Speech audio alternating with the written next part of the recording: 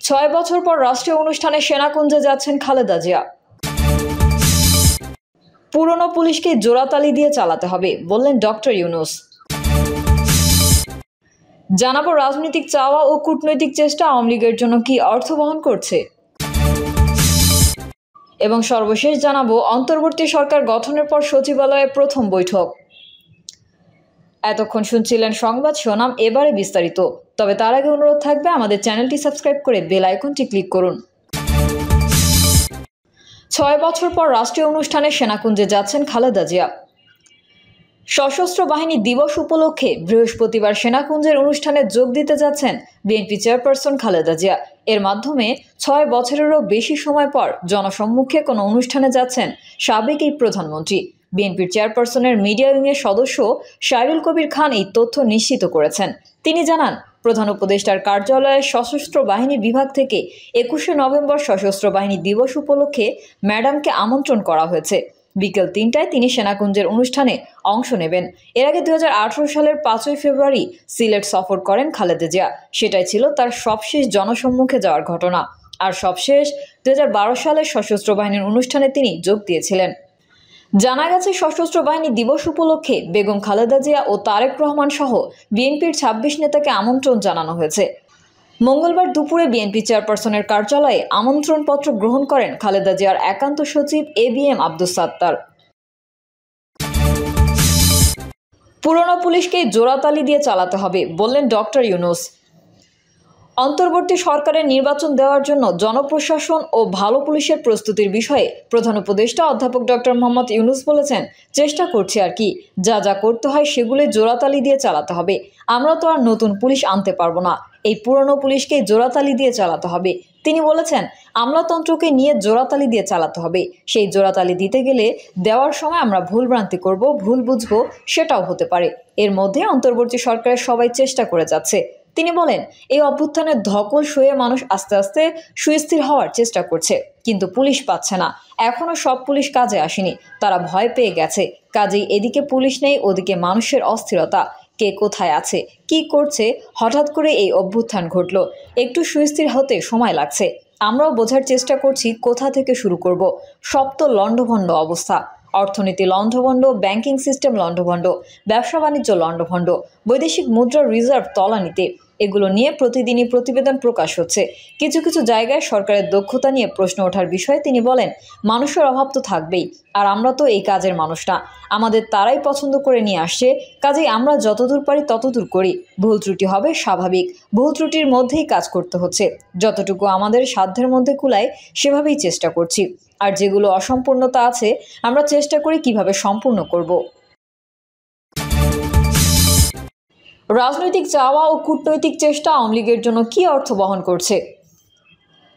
তীব্র গণ আন্দোলনের মুখে গত 5ই আগস্ট শেখ হাসিনা সরকারের পতনের পর দলটিকে নিষিদ্ধ করার বিষয়টি আলোচনায় রয়েছে জোরে সোরেই। অবশ্য এই নিয়ে রাজনৈতিক মতবিরোধ এবং কূটনৈতিক চাপও অব্যাহত রয়েছে। দলটিকে নিষিদ্ধ করার প্রস্তাব নিয়ে নানা বিতর্ক চলছে এবং বিভিন্ন দেশের দূতাবাস থেকে চাপও আসছে। বিএনপি তাদের মতামত দিয়েছে যে সব দলকে নির্বাচনে অংশ নিতে দেওয়া উচিত। আবার জামায়াতের বক্তব্য হলো, আওয়ামী লীগকে নিষিদ্ধ নয়, বরং দলটির অপকর্মের বিচার করতে হবে। অন্তর্বর্তী সরকারের পক্ষ থেকে বলা হচ্ছে, আওয়ামী লীগের বিরুদ্ধে দমন পীড়ন এবং হত্যার অভিযোগের কারণে দলটির বিরুদ্ধে আইনি ব্যবস্থা নেওয়ার প্রক্রিয়া চলছে। সোমবার অন্তর্বর্তী সরকারের উপদেষ্টা আসিফ মাহমুদ সজীব ভুঁইয়া জাহাঙ্গীরনগর বিশ্ববিদ্যালয়ে এক অনুষ্ঠানে বলেছেন, গণতন্ত্রের কথা বলে আওয়ামী লীগকে নিষিদ্ধ না করতে বিভিন্ন দেশের দূতাবাস থেকে চাপ দেওয়ার চেষ্টা করছে। আওয়ামী লীগকে নিষিদ্ধের কথা যখন সরকারের পক্ষ থেকে আমরা বলি, রাজনৈতিক দলগুলোর অনেকেই তখন তাদের বক্তৃতায় কথায় সেটার বাধা দেওয়ার চেষ্টা করছে। রাজনীতিতে আওয়ামী লীগও সমান সুযোগ পাবে, সরকারের দিক থেকে তেমন উদ্যোগ প্রত্যাশা করেন কিনা সাংবাদিকদের এমন প্রশ্নে যুক্তরাজ্যের আন্ডার সেক্রেটারি ক্যাথরিন ওয়েস্ট বলেন, অবশ্যই, এবং আমরা আশা করি অধ্যাপক ইউনূস বাংলাদেশের গণতন্ত্র কিভাবে এগিয়ে যাবে তার একটি রূপরেখা তুলে ধরবেন। এর আগে তিনি পররাষ্ট্র উপদেষ্টা তৌহিদ হোসেনের সঙ্গে বৈঠক করেন। একই দিন মার্কিন পররাষ্ট্র দপ্তরের মুখপাত্র ম্যাথিউ মিলার আওয়ামী লীগের কর্মসূচিতে হামলা সংক্রান্ত এক প্রশ্নের জবাবে বলেছেন, পৃথিবীর অন্যান্য দেশের মতো বাংলাদেশেও শান্তিপূর্ণ সভা সমাবেশ করার অধিকারকে সমর্থন করে তার দেশ। এদিকে ভারতীয় গণমাধ্যম দ্য হিন্দুকে দেওয়া সাক্ষাৎকারে প্রধান উপদেষ্টা অধ্যাপক মোহাম্মদ ইউনূস জানিয়েছেন, রাজনৈতিক দলের বিষয়ে কোনো সিদ্ধান্ত নিতে চাননি তারা। তিনি বলেন, বিএনপি চায় সব রাজনৈতিক দল নির্বাচনে প্রতিদ্বন্দ্বিতা করুক। এ অবস্থায় এসব রাজনৈতিক চাওয়া ও কূটনৈতিক চেষ্টা সদ্য ক্ষমতাচ্যুত আওয়ামী লীগের ভবিষ্যতের জন্য কি অর্থ বহন করছে? আওয়ামী লীগ প্রসঙ্গে রাজনৈতিক বক্তব্য। গণঅভ্যুত্থানের মুখে শেখ হাসিনা সরকার পতনের পর আন্দোলনে থাকা পক্ষগুলোর মধ্যে মতবিরোধ প্রথমে স্পষ্ট হয় রাষ্ট্রপতির পদত্যাগ ইস্যুতে। এরপর আওয়ামী লীগের রাজনীতি প্রসঙ্গে বিএনপির দিকে রীতিমতো সন্দেহের আঙুল তোলে বৈষম্য বিরোধী ছাত্র আন্দোলন। আওয়ামী লীগকে সঙ্গে নিয়ে বিএনপি নির্বাচনে যেতে চায়। 6 নভেম্বর পঞ্চগড়ে এক বক্তৃতায় এই অভিযোগ করেন সংগঠনটির আহ্বায়ক হাসনাত আবদুল্লাহ। এ বিষয়ে জানতে চাইলে বিবিসি বাংলাকে দেওয়া এক সাক্ষাৎকারে বিএনপির স্থায়ী কমিটির সদস্য সালাউদ্দিন আহমেদ বলেন, দলীয়ভাবে কোনো সিদ্ধান্ত হয়নি যে অনুমোদন বা অনুমোদনহীনতা কোনোটাই করব, সেটা আমাদের কর্ম না। কর্ম জনগণের যে আওয়ামী লীগের রাজনীতি গ্রহণ করবে কিনা বা ফ্যাসিবাদী গণহত্যাকারী দলকে বাংলাদেশের রাজনীতিতে আহ্বান করবে কিনা। মঙ্গলবার এক ফেসবুক পোস্টে হাসনাত আবদুল্লাহ বলেন, আওয়ামী পুনর্বাসনের জন্য যারা উদ্যোগ নেবে তাদেরকে ইতিহাস গণশত্রু হিসেবে চিহ্নিত করবে। জুলাই অভ্যুত্থানের স্পিরিটকে যারা ধারণ করে তারা 24 পরবর্তী বাংলাদেশে আওয়ামী লীগের বিচার নিশ্চিত করার দাবি ছাড়া আওয়ামী লীগ নিয়ে রাজনৈতিক অঙ্গনে আর কোনো দ্বিতীয় বক্তব্য দিতে পারে না, যোগ করেন তিনি। অবশ্য এদিন পেশাজীবী পরিষদের এক আলোচনা সভায় বিএনপির মহাসচিব মির্জা ফখরুল ইসলাম আলমগীর বলেন, আমরা চাই না হাসিনা আবার ফিরে আসুক, চাই না আওয়ামী লীগের দুঃশাসন আবার ফিরে আসুক। তবে বিএনপি যে কোনো রাজনৈতিক দল নিষিদ্ধের পক্ষে নয়, সেই বিষয়ে মির্জা ফখরুল একাধিকবার কথা বলেছেন। নভেম্বরের শুরুতে জাতীয় পার্টি এবং বৈষম্য বিরোধী সহ কয়েকটি ছাত্র সংগঠনের মুখোমুখি অবস্থানের কারণে উদ্ভূত পরিস্থিতিতে তিনি বলেছিলেন, রাজনৈতিক দল নিষিদ্ধ করার আমরা কারা? Unpleasant but necessary. 8ই আগস্ট অন্তর্বর্তী সরকার দায়িত্ব নেওয়ার পরপরই যুক্তরাষ্ট্র থেকে শুরু করে আন্তর্জাতিকভাবে প্রভাবশালী দেশগুলোর পক্ষ থেকে সমর্থন পায়। এই সরকারের সঙ্গে সংস্কার সহ অন্যান্য ক্ষেত্রে কাজ করার ব্যাপারে নিজেদের অঙ্গীকার ব্যক্ত করেন পশ্চিমা দেশগুলোর ঢাকায় নিযুক্ত প্রতিনিধিরা। কিন্তু গণতান্ত্রিক প্রক্রিয়া আছে এমন পশ্চিমা দেশগুলো রাজনৈতিক দল নিষিদ্ধ প্রশ্নে সরকারের সঙ্গে ভিন্নমত পোষণ করছে বলেই মনে হচ্ছে। সাবেক রাষ্ট্রদূত হুমায়ুন কবির বিবিসি বাংলাকে বলেন, কারণ বন্ধু রাষ্ট্রগুলো শান্তিপূর্ণ বাংলাদেশ চায়।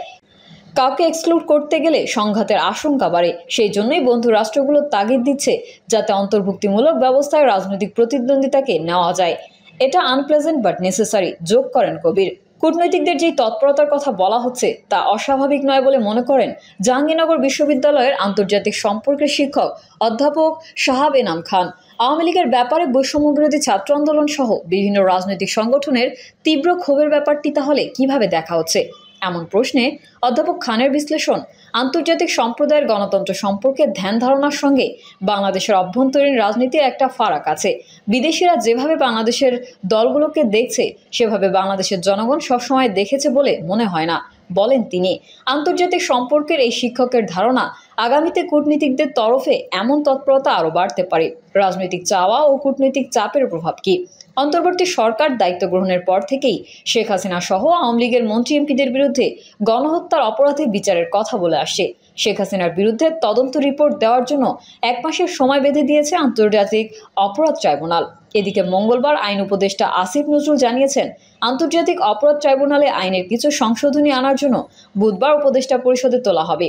এমন বাস্তবতায় আওয়ামী লীগ যদি আবার জনগণের কাছে আসতে চায় তাহলে অনুশোচনা বা ক্ষমা প্রার্থনা করতে হবে বলেই মনে করেন রাজনৈতিক বিশ্লেষক অধ্যাপক কাজী মারুফুল ইসলাম। কিন্তু গণতন্ত্রের কথা বললে সব দল মত বিশ্বাসের সুযোগ থাকা দরকার। সেই সুযোগগুলোর মধ্যে কাকে নাগরিকরা গ্রহণ করবে নাকি গ্রহণ করবে না সেটা আইনগত বিধান দিয়ে আটকে দেওয়ার চেষ্টা খুব একটা কাজ করে না, বললেন অধ্যাপক ইসলাম। তার মতে আওয়ামী লীগের নির্বাচনে অংশগ্রহণ প্রসঙ্গে বিএনপির বরাত দিয়ে অধ্যাপক ইউনূস যা বলেছেন তাকে এন্ডোর্সমেন্ট কিংবা সরকারের সুনির্দিষ্ট অবস্থান হিসেবে দেখার সুযোগ নেই। বিএনপির একটা পক্ষ মাত্র, অন্য যে পক্ষগুলো আছে তাদের সবার মধ্যে যদি একটা বোঝাপড়া তৈরি না হয় বিষয়টা সহজ হবে না, যোগ করেন তিনি। আবার কূটনৈতিকদের মতামত যদি বাংলাদেশের রাজনৈতিক শক্তিগুলোর বোঝাপড়ার সঙ্গে না মেলে সেগুলো কার্যকর হবে কিনা তা নিয়ে সংশয় আছে বলে মনে করেন অধ্যাপক মারুফুল ইসলাম। আন্তর্জাতিক মহলের মনোভাবের ব্যাপারে একই মত সাবেক রাষ্ট্রদূত হুমায়ুন কবিরেরও। তিনি বলেন, কূটনৈতিক দিক থেকে দৃষ্টি আকর্ষণ করা হলেও সিদ্ধান্ত নেওয়ার এখতিয়ার বাংলাদেশের সরকার ও রাজনৈতিক শক্তিগুলোর। হুমায়ুন কবির বলেন, তারা আমাদের সহযোগী, তাদের সহযোগিতা ভবিষ্যতেও লাগবে। তাদের কথা মনোযোগ দিয়ে বোঝার চেষ্টা করলে ভালো হবে আমাদের জন্য। প্রিয় দর্শক, এই ছিল এখনকার সর্বশেষ সংবাদ। আপডেট সংবাদ পেতে চ্যানেলটি সাবস্ক্রাইব করে বেল আইকনটি ক্লিক করুন। কমেন্টে আপনার মতামত জানিয়ে আমাদের সাথেই থাকুন। ধন্যবাদ সবাইকে। আল্লাহ হাফেজ।